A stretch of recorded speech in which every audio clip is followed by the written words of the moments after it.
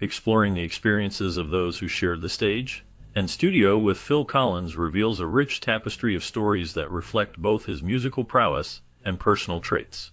Bandmates from Genesis and collaborators have shared their insights, shedding light on the dynamic energy Collins brought to every project.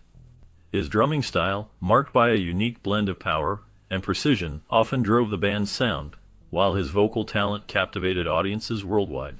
Behind the scenes, his determination and perfectionism could lead to both intense creative sessions and moments of lightheartedness, showcasing a multifaceted personality. Anecdotes of tours highlight moments of camaraderie, laughter, and challenges faced as they navigated the highs and lows of the music industry together. Together, these reflections create a picture of a dedicated artist whose impact goes beyond just notes and rhythms, offering a glimpse into the man himself, shaped by shared experiences and mutual respect.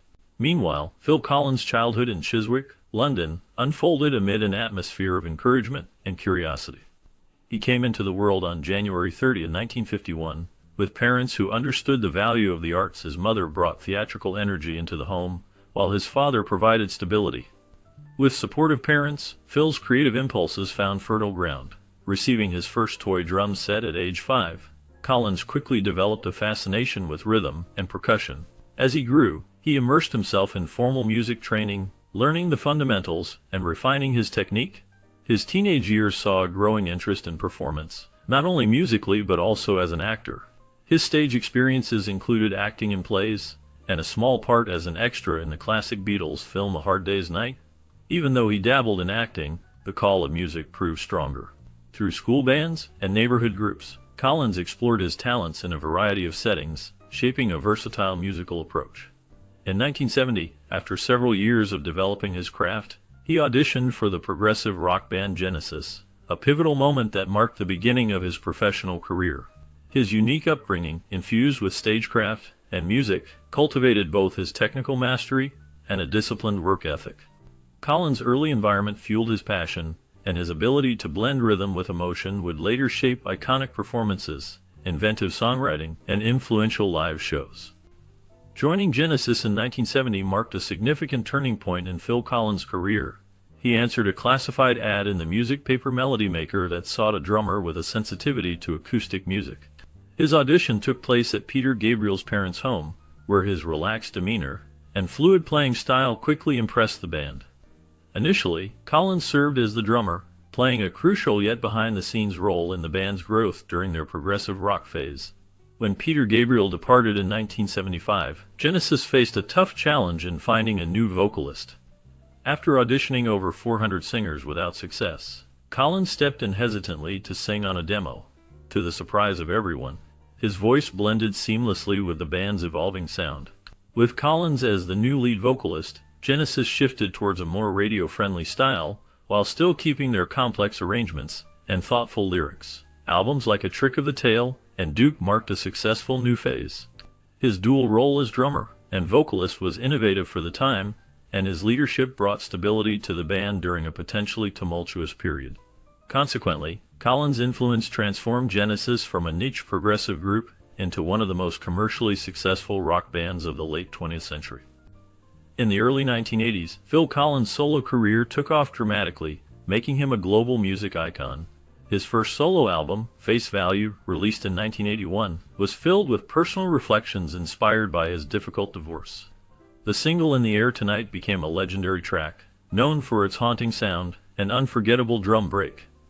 This unique ability to convey deep emotions while appealing to a wide audience set Collins apart from his contemporaries. He continued his success with albums like Hello, I Must Be Going, No Jacket Required, and But Seriously, each producing major hits such as Against All Odds, Sussudio, and Another Day in Paradise. His music spanned various genres, including pop, rock, soul, and R&B, which helped him connect with fans of different tastes. Collins became a prominent figure on MTV during its peak, creating memorable music videos that further solidified his presence in the industry. By the end of the 1980s, he had achieved remarkable success, holding the record for more #1 hits in the U.S. that decade than any other artist. Collins excelled not only as a vocalist and songwriter but also as a producer, working with renowned artists like Eric Clapton and Robert Plant.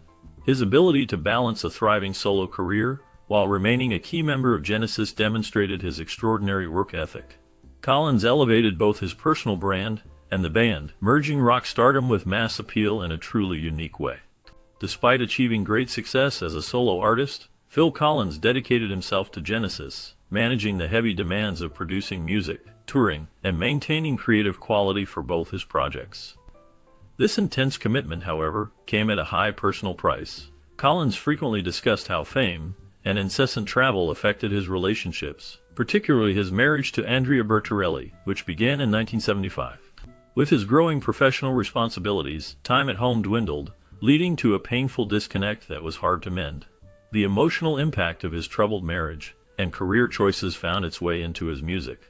Songs like In the Air Tonight and I Don't Care Anymore emerged not only as commercial successes but as heartfelt expressions of grief and personal strife. Collins' talent for transforming his struggles into song created some of his most impactful work, resonating with listeners. Still, the emotional toll was heavy. Feelings of isolation and guilt often lay beneath his confident stage presence. Deep down, Collins faced profound questions about who he was, the challenges of fatherhood, and emotional vulnerability, themes that continued to affect him in later years. This struggle to balance his artistic brilliance with personal fragility has significantly influenced how fans perceive his music and legacy. Meanwhile, when Phil Collins' life intertwined with Andrea Bertarelli's, the relationship set the tone for much of his personal and creative journey. Meeting first as teenagers at drama school, they reconnected years later, and quickly built a family together. Yet as Collins' career accelerated, and he spent more time on the road, the marriage strained under waves of emotional distance and separation. Collins himself described those years as alienating and challenging, repeatedly calling out the toll his growing fame and relentless schedule took on their family.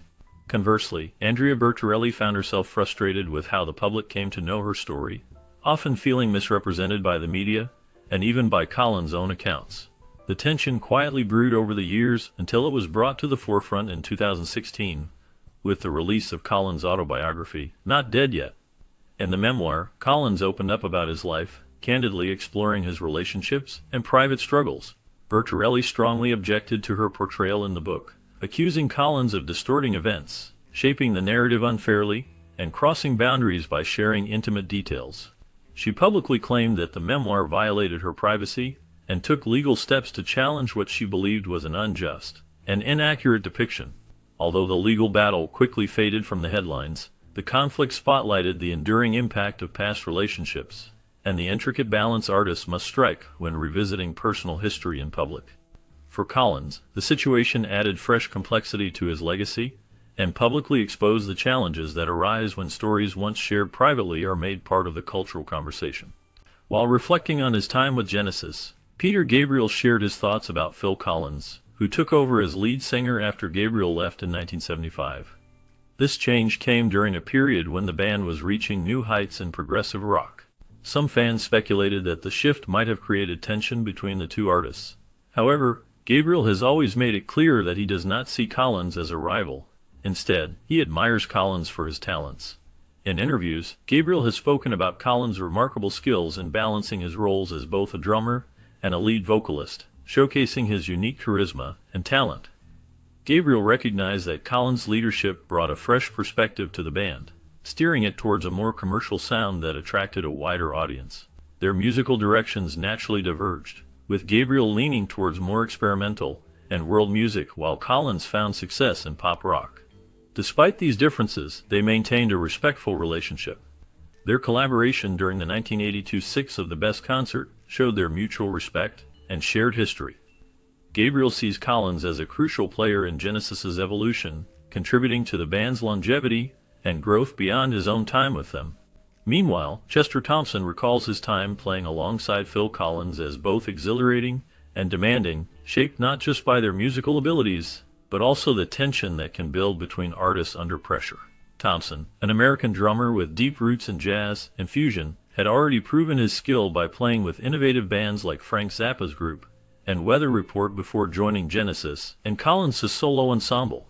Together, Thompson and Collins became famous for their dual drummer performances, which often lit up Genesis concerts and thrilled audiences with energetic solos and improvised moments.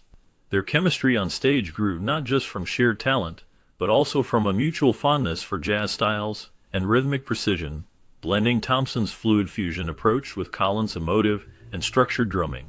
Yet, even as their musical relationship flourished, building trust and mutual respect over years of collaboration, personal stresses began to show.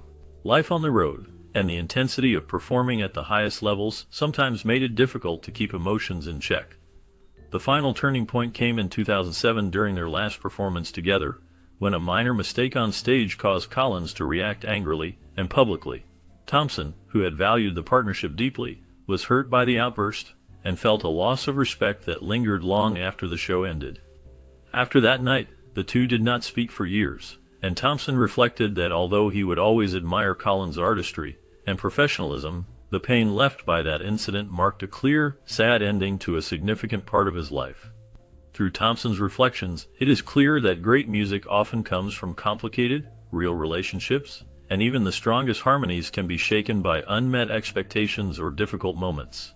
Bill Bruford, an acclaimed British drummer known for his work with progressive rock giants, Yes, and King Crimson, brought his unique flair to Genesis during a brief but memorable stint. He joined the band in 1976 to support their live performances after Phil Collins took on lead vocal duties, following Peter Gabriel's departure. While their collaboration was short-lived, Bruford's time with Genesis revealed key contrasts in their musical philosophies. Bruford, deeply rooted in jazz fusion and experimental rhythm structures, often favored angular, offbeat phrasing and unpredictable time signatures. Collins, though equally innovative, approached drumming with a more emotionally intuitive and groove-based sensibility. The two respected each other's skills, but occasionally clashed over performance style, Bruford preferring cerebral complexity, while Collins emphasized connection and power. Despite these creative tensions, Bruford later praised Collins's command of rhythm and acknowledged the profound emotional resonance Collins brought to live audiences, something that could not be taught or rehearsed. Bruford expressed sorrow over Collins' later physical decline, particularly the nerve damage that affected his ability to play drums. For Bruford, it was especially poignant to witness such a master of rhythm struggle with the very craft that had once defined him, underscoring the human cost of a life spent pushing the limits of physical and artistic endurance. Nick Collins, the son of Phil Collins, emerged as a powerful and symbolic figure during Genesis's farewell tours, stepping behind the drum kit once manned by his legendary father. For Nick, this was far more than a professional gig. It was an emotional inheritance and an opportunity to carry forward a legacy that shaped his childhood. Growing up, Nick had watched his father dominate stadiums, studios, and airwaves, and he developed a deep respect for the artistry, discipline, and vulnerability that came with the role. When Phil's health began to deteriorate, particularly his back and nerve issues that made drumming impossible, Nick quietly stepped in to support him, both musically and emotionally. The experience of performing live with Genesis, while his father sang seated at center stage, was, in Nick's own words, surreal, humbling, and deeply moving. He felt an enormous pressure to meet fans' expectations while also honoring his father's musical legacy, all while witnessing firsthand the emotional weight Collins carried in saying goodbye to a chapter that defined his life. Through this journey, Nick came to understand not just the technical brilliance of Phil Collins, but the quiet courage and grace with which he navigated both adoration and decline. Their performances together became powerful symbols of continuity, respect, and familial love expressed through music. Daryl Stuermer, a virtuoso guitarist, played an integral role in shaping the live performances of both Genesis and Phil Collins' solo projects, becoming a central figure in bringing Collins' musical vision to life on stage. His journey with Genesis began in the late 1970s, when he joined the band for their live tours. Although Stuermer was never an official member of Genesis, his guitar work became so deeply woven into the band's fabric that he was considered an essential part of their extended musical family. His ability to blend seamlessly into the progressive sound of Genesis, and later adapt to their pop-oriented style, made him indispensable during the band's transitions. When Collins embarked on his solo career, Stuermer was a constant presence, contributing his dynamic guitar solos and impeccable musical instincts to countless live performances. His contributions were not just technical but emotional, capturing the essence of Collins' music and bringing it to life in front of packed arenas. Stuermer often spoke highly of Collins' dedication to the perfection of his concerts. Rehearsals were rigorous, expectations were set high, and no detail was overlooked, which made playing under Collins' leadership both a challenge and an honor. Though Stuermer jokingly remarked that Collins had retired more times than Sinatra, it was clear that his relationship with Collins was built on mutual respect and a shared passion for creating exceptional music. Each tour, no matter how many times Collins came out of retirement, was always met with excitement and energy from Stuermer. Over the years, the bond between the two grew stronger, formed not only by their musical achievements, but by the shared experiences of studio sessions, sold-out concerts, and backstage moments filled with laughter. This connection showcased Collins not only as a demanding bandleader, but also as a generous collaborator who inspired excellence and loyalty in all those he worked with. Steve Hackett, the talented guitarist who played a key role in shaping Genesis's early sound, was essential to the band's progressive rock phase. His guitar work, featuring delicate fingerpicking, groundbreaking tapping techniques, and orchestral sensibilities, added rich layers to albums like Foxtrot, Selling England by the Pound, and The Lamb Lies Down on Broadway. These albums showcased his ability to blend complex musical structures with a cinematic quality that became a hallmark of the band's sound during this period. When Peter Gabriel left Genesis, Hackett initially stayed, curious about the band's future direction. He observed how Phil Collins' stage presence differed significantly from Gabriel's. While Gabriel was known for his theatrical, costume-laden performances and surreal storytelling, Collins brought a more relatable, down-to-earth charm that quickly connected with the audience. Hackett recognized that both approaches were valid artistic expressions, but each served a different vision. However, Hackett's departure from Genesis in 1977 came with quiet regret. He left the band without addressing his decision with Collins or the rest of the group. In later years, Hackett reflected that his reluctance to communicate openly stemmed from his deep affection for the band and his friendships within it. He feared that confronting the issues might damage these relationships. Looking back, Hackett admitted that if there had been more open dialogue, he might have stayed longer or possibly returned to the band at a later time. Even after leaving Genesis, Hackett continued to perform the band's classic material in his solo work, always acknowledging Genesis's collaborative spirit. He often highlighted Collins' crucial role in steering the band through transitions without compromising its core essence. Hackett's reflections paint Collins as a deeply musical and flexible figure who played an integral part in the band's evolution during a period of significant change. His ability to adapt while maintaining the band's identity is something Hackett greatly appreciated, and he remained respectful of Collins' impact on Genesis. Phil Collins' participation in the 1985 Live Aid concerts remains one of the most ambitious and controversial moments of his career.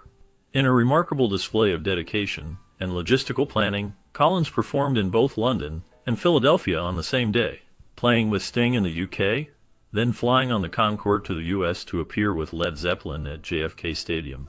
However, his performance with the legendary rock band became a source of lasting criticism and tension, especially from Led Zeppelin guitarist Jimmy Page.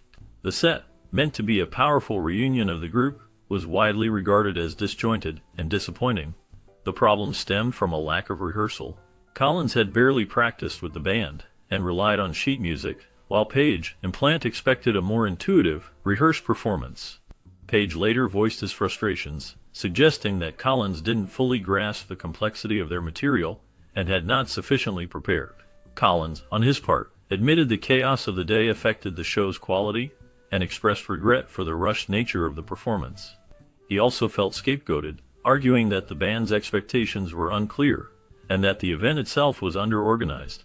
The incident marked one of the rare public criticisms of Collins' professionalism and highlighted the perils of overcommitment, even for an artist known for his tireless work ethic and broad musical range.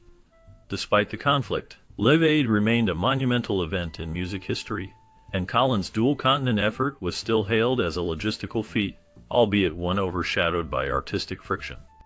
Tony Banks, the co-founding keyboardist of Genesis, has always provided a balanced and thoughtful perspective on the band's history, often addressing misconceptions about its split.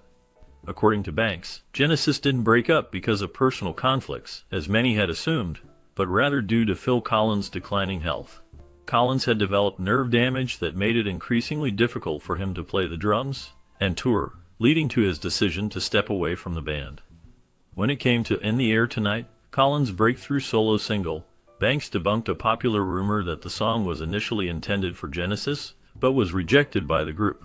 Banks clarified that the song was too deeply personal and stylistically distinct from Genesis's sound at the time. It was never truly meant to be a Genesis track, and Banks believes it was always destined to stand on its own as a solo piece. Despite this, Banks expressed great admiration for the song, calling it one of his favorites from Collins. He appreciated its raw emotion and minimalist structure, as well as the iconic drum break that became a defining moment in pop rock history during the early 1980s. For Banks, the track showcased Collins' ability to channel personal pain into something universally relatable and artistically powerful. While it signaled a shift away from the band's collective work, it also highlighted the individual talents within Genesis, allowing each member to flourish on their own. Banks' reflections revealed the ongoing respect among the band members, even as they pursued separate musical paths. Marilyn Martin's collaboration with Phil Collins on the 1985 hit Separate Lives catapulted her into the spotlight almost overnight. At the time, Martin was a session singer with a powerful voice and a dream of making it in the music industry. When she was chosen to perform the duet with Collins, originally written by Stephen Bishop for the film White Nights, she was both nervous and thrilled. Collins, already at the peak of his solo fame, proved to be a gracious and supportive partner throughout the recording process. Martin later described their sessions as surprisingly relaxed and collaborative, with Collins encouraging her to bring emotional depth to her performance. The chemistry between their voices struck a chord with audiences, and the song quickly climbed the charts, eventually reaching #1 on the Billboard Hot 100. Martin recalled a surreal moment when she first heard the song playing on the radio, feeling both disbelief and pride.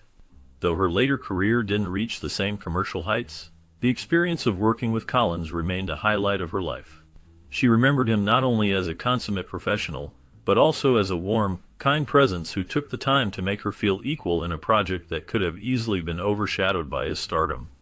Their collaboration stands as a testament to Collins' openness to rising talent and his ability to elevate others alongside his own success. Leland Sklar, one of the most prolific and respected session bassists in the music world, shared a close and enduring working relationship with Phil Collins that spanned more than 30 years. Known for his distinctive look and even more distinctive bass lines, Sklar first teamed up with Collins during his early solo tours and quickly became a fixture in his live band. Their musical chemistry was immediate. Sklar's subtle, expressive playing provided a perfect foundation for Collins' rhythmic and emotional songwriting. Offstage, the two developed a strong friendship grounded in humor, respect, and shared experiences. However, like many long-term relationships in the music industry, theirs was not without its complications. As Collins struggled with personal issues, including health problems, relationship troubles, and a growing dependence on alcohol, communication between them eventually broke down, leading to nearly a decade of silence. Sklar admitted the separation was painful, especially given how close they had once been. Yet, when Collins returned to the stage in the mid-2010s, their bond was rekindled, not just professionally but emotionally. Sklar spoke movingly about seeing Collins' son Nick take over the drums, describing it as a full-circle moment that brought both healing and continuity. Watching Nick honor his father's legacy while forging his own path reminded Sklar of the deep human connections that music can foster. To him, Collins was more than a colleague, he was family, and their bond endured far beyond the notes they played together. As we delve deeper into the experiences of Phil Collins' former bandmates, it becomes clear that his influence extended far beyond his remarkable musical talents. The stories shared by those who worked alongside him, whether on stage with Genesis or in other collaborations, paint a picture of a man who was as complex as he was talented. His drumming was often the driving force behind Genesis's sound, a blend of power and precision that became a signature of the band's identity. Collins' ability to captivate audiences with his vocal performances only added another layer to his legacy. However, what emerges from these anecdotes is a portrait of a man driven by perfectionism, which sometimes created tension but also fueled his relentless pursuit of excellence. His dedication to the craft was evident in every project, often leading to intense creative sessions that, despite their pressure, were equally filled with moments of humor and camaraderie. The challenges they faced together as a band were not just about the music, but also about navigating the highs and lows of life on the road, showing the bond and respect that Collins had with those who shared the stage with him. In the end, the reflections from his bandmates reveal a multifaceted individual whose impact was not just in the music he created, but in the relationships he fostered along the